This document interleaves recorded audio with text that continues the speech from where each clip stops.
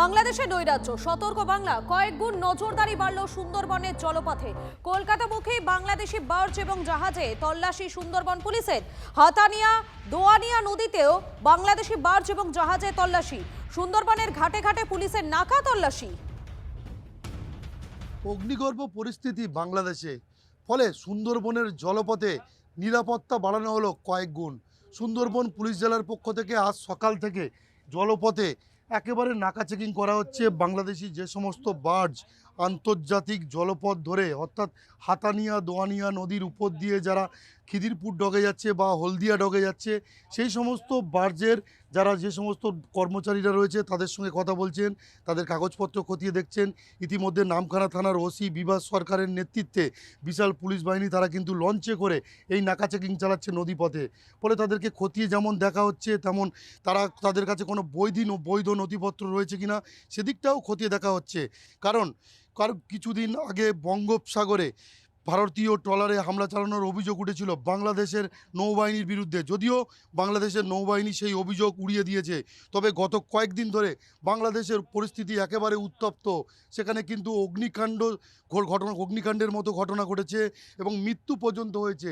ফলে এই যে জলপথের যে বর্ডার রয়েছে আন্তর্জাতিক জলপথ, সেখানে কিন্তু নজরদারি চালাচ্ছে বিএসএফ এবং উপকূলরক্ষী বাহিনী। তার পাশাপাশি সুন্দরবন পুলিশ জেলার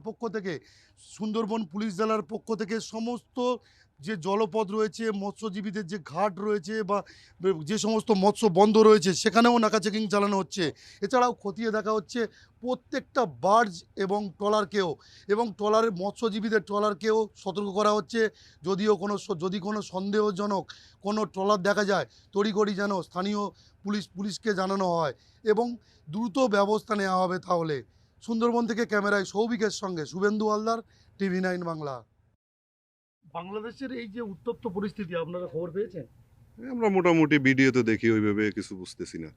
এই যে অগ্নিকাণ্ড ঘটেছে, এই বিষয়গুলোকে কিভাবে দেখছেন আপনারা?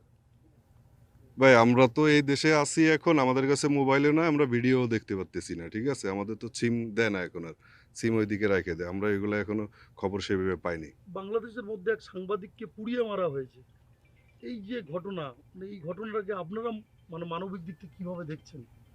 না, এটা তো খারাপ জিনিস। অপরাধ যেই করুক তা তো বিচার হবে আইনি ব্যবস্থায়, তাই না?